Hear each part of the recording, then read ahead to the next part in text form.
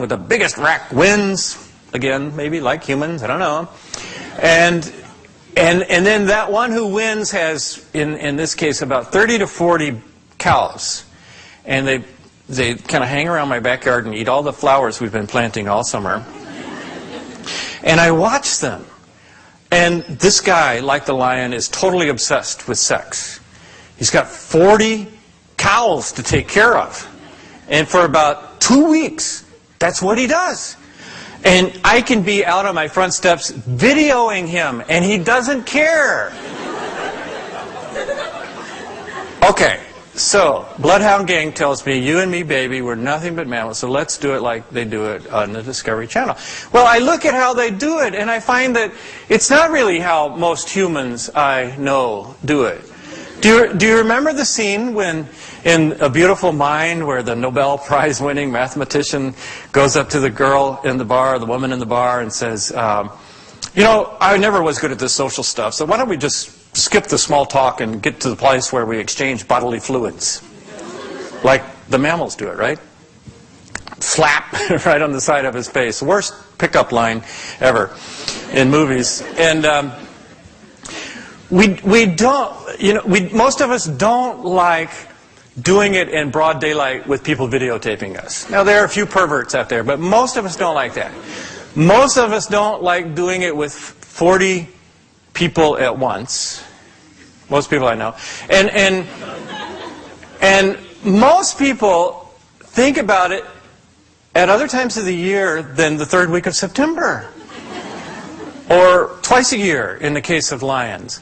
And in fact, the more you study human sexuality, the more what stands out is how different it is from mammalian sexuality. Mammalian sexuality is all about creating new hippos, new lions, new elk. Human sexuality is about creating intimacy, creating relationship. And the more you study it, the more you realize it's really not how other mammals do it. It's unique. It's different. It touches not just bodies, but souls. And every aspect of human sexuality. Some of these things I can't talk about, but you can read about them in my book. Every aspect of human sexuality underscores that. So when I look at this planet, and when I look at just the evidence it's given us, I think, God may not be so dumb after all. God may understand the humans that He designed, the humans that He created. I called the book I wrote about this called Rumors of Another World. And to me, those are rumors. They're not proofs, but they're rumors. There are times in our lives when we pay attention and wonder, is there something else going on? For me, when I experienced profound beauty, I told you about the ways I did, through romantic love and classical music and the beauties of nature, I start thinking, maybe there's more. Maybe there's more. At hinge moments in life, you will probably sense that. I have a friend in Chicago who is a pastor. He's ordained. And he runs a web service where he will marry you. And so he interviews all these people. They call him up. He always has them come over to his house, a couple. And he'll say, have you ever been to church? No, I don't go to church. Okay. Why did you call a pastor? Well, we just thought, if there's something this important, maybe, I don't know, somehow it might be nice to have God involved. Oh, okay. And then he leads to discussions about that. Our funerals. I was at one just a week ago. A person in downtown Denver committed suicide, very sad funeral. And so many people stood up one by one and told about what a wonderful person this was. And I kept thinking, if only Bruce had heard these words 5 days ago, he may not have killed himself, because he didn't think he was a wonderful person.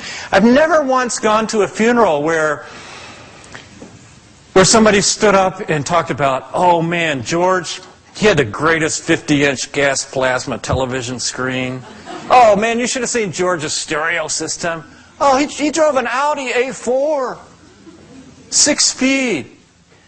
They don't talk about that. They talk about how George was generous, George was kind, George was funny. In actual fact, George was kind of a jerk. But at funerals, It's funny, at funerals, at this moment, this hinge moment when life ends, we instinctively want to remember the good things, the lasting things.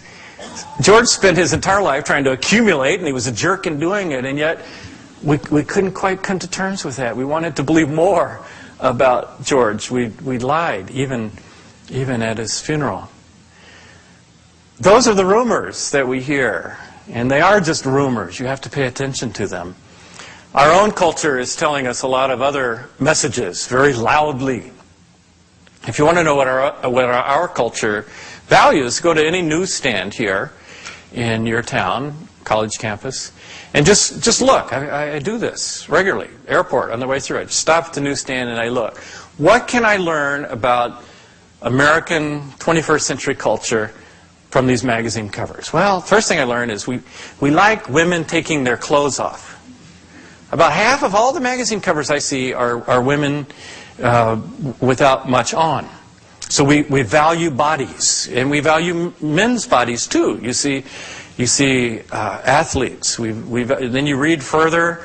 I remember when Michael Jordan retired the second time. He was retired 3 times now. And when he retired the second time, some sports writer figured this up and calculated that Michael Jordan, the next year, for not playing basketball, okay, he's retired, he's got $100 million from Nike, he's got all these endorsements, would earn twice as much money that next year for not playing basketball as all presidents in the history of the United States put together. Now that says something about our society to me. You could probably make a good case that Michael Jordan deserves more than some particular presidents. We won't get into that tonight. But if our society pays Michael Jordan, I like Michael Jordan. I lived in Chicago. I watched him play. I think it's wonderful. But if we value the ability to put a round object into a larger round object more than all of the leaders of our democracy in history, that's a little crazy, I think. And I go and I stand at the checkout lines and I watch the people who buy these magazines. This is the United States. Scientists tell us that 64% of Americans are overweight. And having watched the checkout stands, I agree. That is true. So you see all these overweight, kind of slovenly Americans buying these magazines of these skinny, beautiful people. And you think, isn't this strange that here we have this great value of Jessica Simpson, Jennifer Lopez, and people drool over them, and none of them look. Where are these people? I've never met one. Isn't that strange that we live with this illusion? And the things that are so important, we're told, in this culture, in some ways don't matter. My wife used to work at a hospice. She was a chaplain at a hospice. In this hospice, you had to be very near death just to get in. In fact, the average person who went to that hospice lived only 10 days before dying. So these are people at the very end of life. And she would come home and tell me about the people she got to know. And sometimes I would go down with her. And some of these people were very famous. They were people who played for the Denver Broncos in 1957. And they would have clippings on the wall of their time in the sun. Or they would be socialites, and again, newspaper clippings. And some of these people were rich, millionaires. And some of these people had no money at all. They were scraped off the street by policemen. No hospital wants them. It would just increase their mortality rate. So they took them to this hospice. It's a charity hospice. And the interesting thing is that all the things that we spend so much of our energy doing, having beautiful bodies, having large bank accounts, none of those things mattered to the people in the hospice. There were no beautiful bodies in that hospice. And the things, the size of your bank account, no, that millionaire would have given all of his bank account if he wasn't in that hospice and he had years left of life. These things that we spend our lives on, Jesus told stories about. They told about a farmer who built bigger and bigger barns, and at the end, he finally had the barn as big as he wanted, and then he thought, then the next day he died. And Jesus says, what does it profit you if you gain the whole world and lose your soul? Why are we chasing this celebrity culture and this cult of beauty and possessions when these things they don't last? One reason I came back to faith was because of my profession as a journalist. I go around and interview people. Journalists we're leeches. We don't have lives of our own, so we grab onto somebody who does have a life. And the people who impress me most, I've interviewed famous people. I could tell you some famous people. And I kind of divide them into two categories. There's stars and servants. The stars are the ones that we put the spotlight on, we put on the covers of their magazines, the Bill Gates' people. And I've gotten to know these people, and I went in thinking, man, would I like to be like those guys? But the more I've gotten to know them, I really wouldn't want to be like those guys.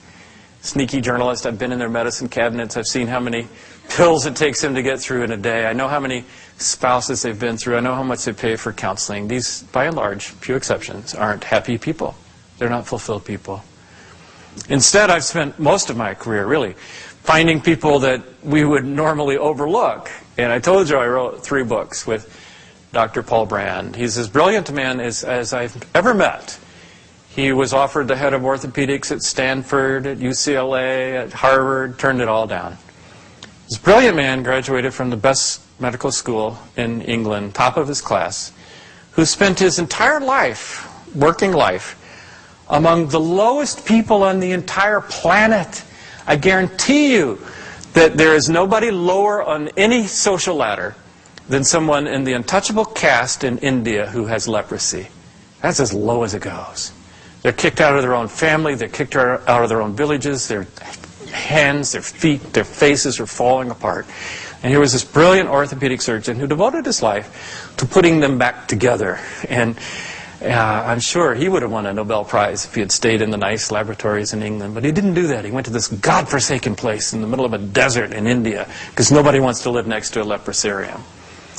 And as a journalist, I just have to tell you, I've never met a more fulfilled and grateful and balanced person in my life than this servant in this godforsaken place giving up. You know, the statement that Jesus made that's repeated in the Gospels more than any other statement, 6 times, goes like this. He says, you don't find your life by grabbing hold and seizing and accumulating. You find your life by giving it away in service to others. And I found that to be true. Not just as I guess I got to do that, but if you actually do it, you are the one who benefits. You are the one who is the better person. I remember interviewing a man named Millard. Millard was an entrepreneur. He was a millionaire practically by the time he got out of high school. He had this scam going where he paid the secretary to the principal, and she gave him, for a certain fee, she gave him the phone numbers and birthdays of everybody in the school. So he would call, he was in Alabama, he'd call Mrs. Smith. Mrs. Smith, we got this little tradition here. I understand Mary's birthday's coming up next Tuesday. Well, yeah, that's right. Well, for $5, we'll bake her a cake and we'll have everybody in the school sing happy birthday. What do you think? Would you like to donate $5? Well, what mother's going to turn that down? And he got out of high school, he's already rich, becomes a lawyer, and he's driving along one day and he notices that back in those days, the 1950s, people are on these old metal Ford tractors. They look so uncomfortable. They're bouncing up and down. So he invents a tractor cushion shaped like a tractor and becomes a millionaire. But his life is falling apart. And one day, he's getting a divorce. And one day, somebody says to him, an African-American taxi driver in New York City, says, Sir, sorry I've been overhearing what you say here, but you know what you need to do? You need to go down and see Clarence Jordan in Georgia. He'll straighten out your life. And Clarence Jordan was this radical Christian, lived on a commune, was blown up by the KKK numerous times. And Millard went down there and explained his whole situation, and Clarence Jordan said, well, sounds to me like you got entirely too much money. So why don't you go give away all your money, and then you come back and talk to me? He said, all of it? He said, isn't that what Jesus said to the rich man? Give it all away. Okay. So Miller did. He gave away $2.3 million. And he came back. Clarence said, you gave away all of it? Yes, sir. All of it? Yes, sir. Well, we need to find you a job, don't we? He said, what do you think makes God unhappy? And they well, disease, earthquake, all these things make God. What do you think? And finally they decided, you know,